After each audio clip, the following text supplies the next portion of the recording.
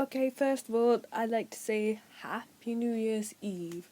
Or if you're in Australia and it's already New Year to you, then a Happy New Year. But for the rest of us, we're still on December 20. Oh god, I'm such an idiot. For the rest of us, it's December 31st. And here in the UK, we have, god, I can't count, 4 hours left until the New Year's, so get hyped, yes. And now, time to ruin it. How? Extreme cringiness. It's like a light way to put it. I just cannot fathom how. Just watch. Just listen to what I have to. Just listen. It's really bad. Okay. I just cannot believe people in the current year are still saying stuff like this. I was just on the internet today and I found this really racist rant about being pro-white. Just listen. Here it is. I say, here it is, sorry, they say, and they quote. So there you have it. If you're an African or curly style wig, you're not pro-white. If you buy from a non-white vendor who did not get his hair from white sources, you are not pro-white. So yes, appearance is very important. It says a lot about you. Would you listen to Richard Spencer if you wore an afro dressed like a fairy-web and had a black woman by his side? Obviously, that's pretty terrible. But, hold on, what if I told you that all this came from a black man? Well, I bring you Angel Ramirez Jordan. He said almost exactly this. Instead, if you take out white and mean pro-white and Richard Spencer and replace it with being pro-black, that's what he said. I'll put word for word what he said in the description so he doesn't accuse me of misrepresenting him if he does actually watch this, although I doubt it, but I'm gonna do it anyways. Okay, the reason why I did that was to show my biggest problem with the pro-black movement is, and it's because it has similarities with like the Jim Crow era of America, obviously very terrible times.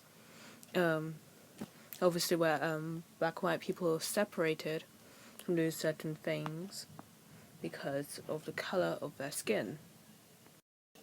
And there are two things that I want to focus on today that black people couldn't do with white people, which is one, marry or date or be in a relationship like a loving sexual relationship with a white person. Them white and black person, different races couldn't mix is what I'm trying to say. And but different races couldn't shop in other races' shops. So like for example, if you want to go buy Coca-Cola, there was a white only Coca-Cola. In the beginning, Coca-Cola was only for white people, the more you know. And there'll be another store for black people drinks. And now, in this video, what Angel Ramirez said, he said that to be pro-black, you need to only shop in black-owned stores, which sounds strikingly similar to Jim Crow laws, where they said black people can only shop in colored people's stores. Like how he or any other pro-black personality cannot see the similarities is astounding to me. Like, come on, you're saying this. I thought you wanted to dismantle white supremacy. Like, if you want to dismantle white supremacy, why are you trying to bring back one of the elements of white supremacy, which was keeping a races separated, including what they bought? Like, I don't know how more pro-black people don't see the irony of this. Like, cause say Angel Ramirez is here, and just pretend, okay, that we had like the internet and YouTube in the 50s, and he was on computers like, we need to be looking out for ourselves. All of us black people, we gotta stay in our own shops. We gotta stop supporting the white supremacists. Like, white people, like racist white people wouldn't care. They'll be like, yes, stay in your lanes. Don't come near me or my kids.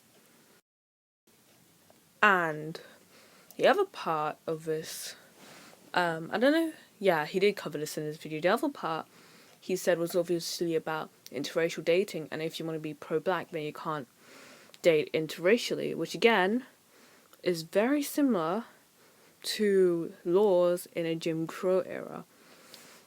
Like, he said, to be pro-black, you need to date another black person. You cannot be pro-black if your partner is not black.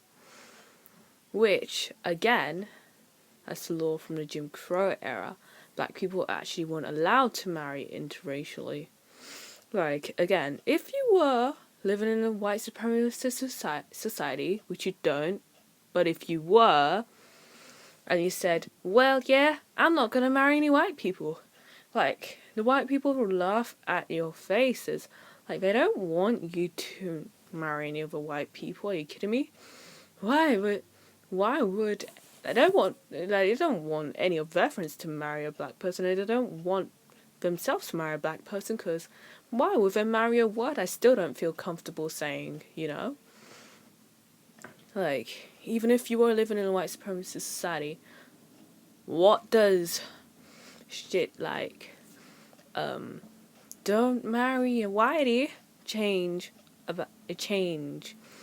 What does only buy from the stores that we're only allowed to buy from anyways change?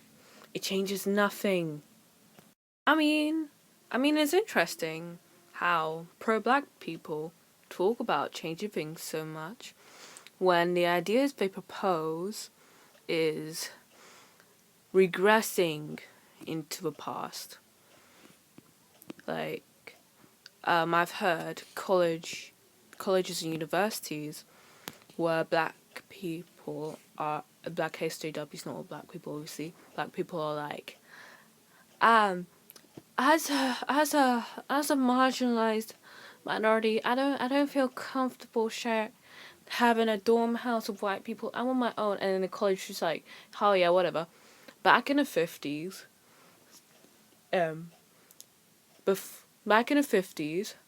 black and white kids weren't even allowed to go to the same schools. That's why historically black universities exist today.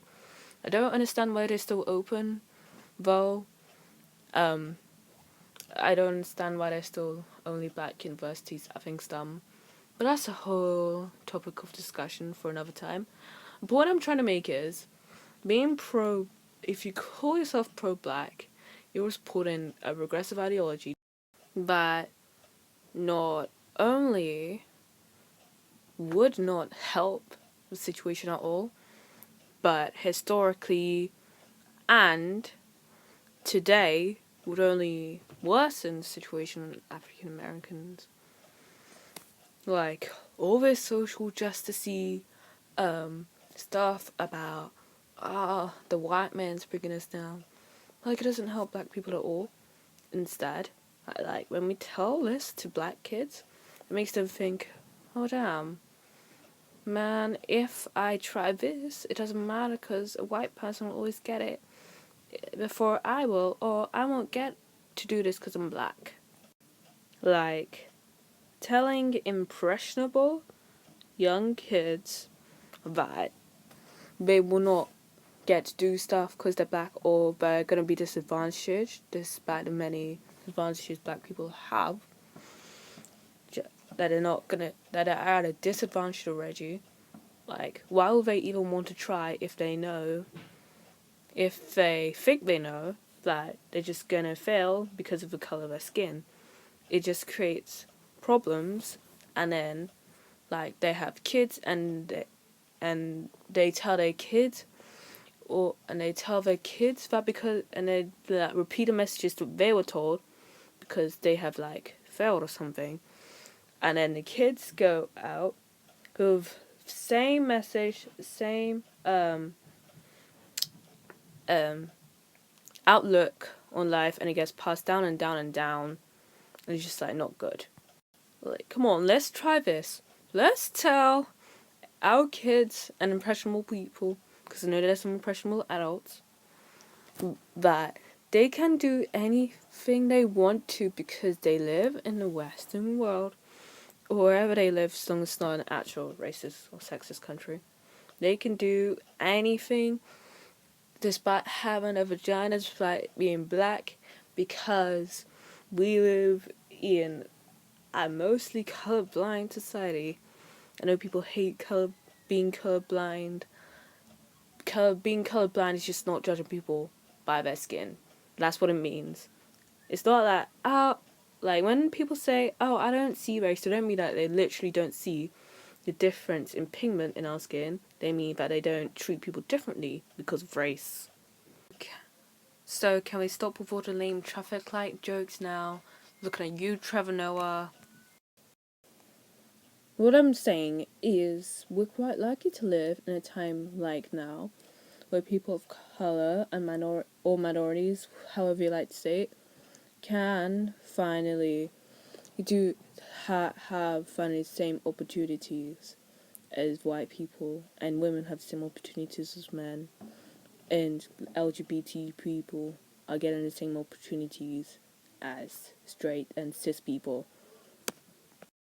If you like what I've got to say, like. If you don't, then comment. If you're both, then subscribe until you find something you like or disagree. Okay, thanks, bye.